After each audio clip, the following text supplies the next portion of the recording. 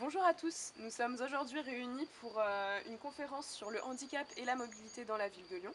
Donc pour cela, nous avons réuni plusieurs acteurs. Donc pour ma part, je suis chercheuse, mais nous avons également deux urbanistes, un représentant des malvoyants par le biais de l'association Valentin Oui, mais également une personne en fauteuil par le biais de l'association Handicap International Lyon.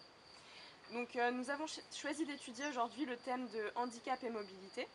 Pour cela, nous avons fait une étude de la ville de Lyon et nous nous sommes rendus compte que prendre les transports ou se déplacer en ville peut devenir une réelle difficulté pour les personnes à mobilité réduite, malgré l'apparition de nouvelles solutions de mobilité urbaine ou le développement de nouvelles technologies innovantes visant à s'étendre sur l'ensemble du territoire.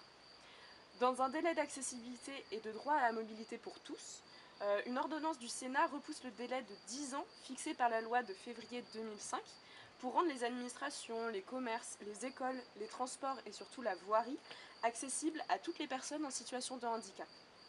Donc en effet, au niveau des transports, un maillon essentiel pour l'autonomie des personnes handicapées, le retard a longtemps été manifeste. Dans l'objectif d'améliorer l'accessibilité, la loi oblige les autorités de transport public à réaliser des schémas directeurs d'accessibilité. Donc c'est ainsi que durant l'étude de la ville de Lyon, nous nous sommes interrogés sur les actions et aménagements entrepris par la ville pour améliorer la mobilité des personnes à mobilité réduite.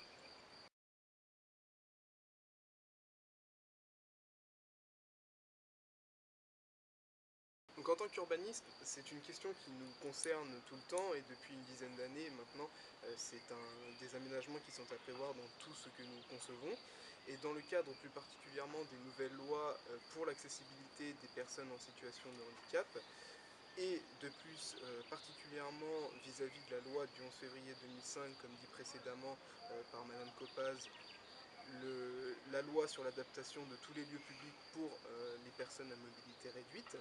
Nous avons effectué d'importants travaux sur la ville de Lyon, comme par exemple le palais de la mutualité, où nous avons construit des ascenseurs, mais aussi des douches et toilettes adaptées pour des personnes qui souhaiteraient tout simplement se présenter et faire des spectacles en tant que personnes à mobilité réduite. Mais aussi nous avons tout simplement adapté par exemple les toilettes aux personnes en fauteuil roulant pour qu'elles puissent être plus à l'aise dans des lieux publics. Nous avons aussi augmenté les stationnements spécifiques pour ces personnes qui peuvent se déplacer en automobile, donc près des lieux publics et des principaux commodités de tous les jours.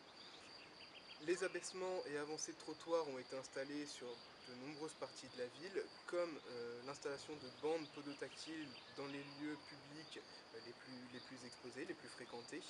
Et donc nous avons actuellement 256 carrefours équipés pour les personnes à mobilité réduite et 984 traversées piétonnes qui sont équipées à Lyon, avec notamment des feux sonores pour les personnes déficientes visuelles par exemple.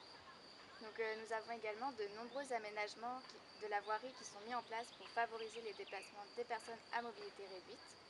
La ville de Lyon dispose du réseau TCL, qui est l'un des réseaux de transport en commun les plus accessibles en France pour les PME.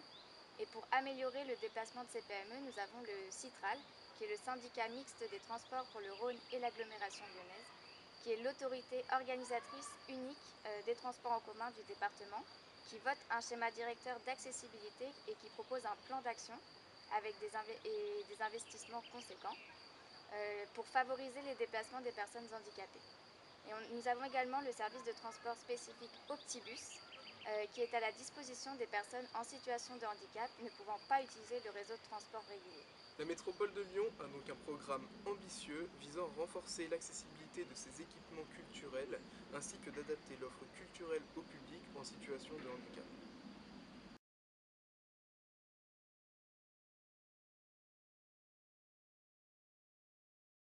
Donc bonjour à tous, alors là je me présente, je fais partie de l'association Valentin Oui et je suis malvoyant de naissance.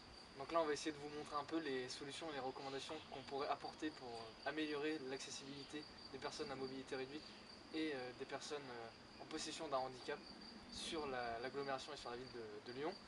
Donc tout d'abord nous on souhaiterait mettre en place des feux sonores et la généralisation de ces feux sonores avec des boîtiers, des indicateurs sonores pour nous aider et pour assurer notre sécurité. Donc vraiment c'est ce qui est le plus important, ce serait vraiment ça. Ensuite, on aimerait assurer aussi également notre accessibilité tout en préservant notre sécurité à travers des bandes rugueuses. Donc je pense que vous avez déjà à peu près tous vu au niveau des métros avant de s'engager sur un métro ou bien avant les escaliers. Donc ça nous permet d'assurer notre sécurité et en même temps de savoir de nous situer. Mais également on aimerait mettre en place des bandes de guidage. Donc pareil, vous avez dû peut-être déjà en croiser au cours de votre vie dans des villes où on peut passer notre canne et ça permet de nous guider tout en assurant notre sécurité et de savoir où nous nous situons.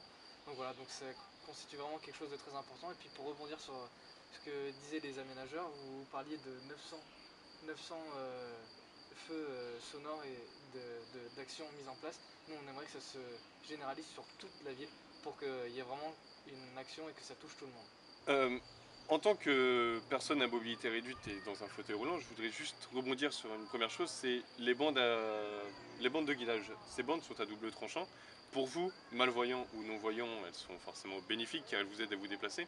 Mais pour nous, en fauteuil roulant, elles peuvent devenir des obstacles car le relief, même s'il est minime qu'elles vont créer, peuvent être des difficultés difficiles à surmonter avec nos fauteuils roulants ou nos déambulateurs dans nos déplacements. Toujours est-il que l'aménagement des rues de Lyon permet la mise en place de ces bandes de guidage car elles sont grandes et les trottoirs sont grands et on a une multitude de zones piétonnes qui permet de partager l'espace de façon équitable. On a pensé à la mise en place d'alternatives comme pour les sols de couleur démarquée permettant de dissocier les différents reliefs présents sur la voirie comme les marches ou les bateaux de trottoir qui sont en fait des obstacles pour vous malvoyants mais aussi pour nous car ces reliefs pourraient nous faire retourner par exemple lors de nos déplacements en fauteuil ou vous faire glisser en cas de sol humide ou autre. Voilà nos remarques. Du coup, pour aller dans votre sens, on pourrait aussi, pour plusieurs handicaps, que ce soit le vôtre, le nôtre ou pour tout type d'handicap parce qu'il n'y en a pas qu'un seul, on pourrait vraiment mettre en place une normalisation des trottoirs pour réajuster la hauteur, que ce soit accessible pour vous, mais que ce soit aussi accessible pour nous et qu'il y ait toujours cette notion de sécurité où on puisse différencier la chaussée du trottoir et qu'on évite alors les accidents mais qu'en même temps ce soit accessible. Donc il y a plein de solutions qui existent mais encore faut-il que tout le monde aille dans ce sens. Voilà, je pense que... Très bien, donc je crois que cette conférence a été bénéfique pour tous. Nous avons pu échanger sur les mobilités et le handicap dans la ville de Lyon. Donc toujours en gardant en tête que nous avons un droit à la ville, peu importe notre situation, en situation valide ou de handicap.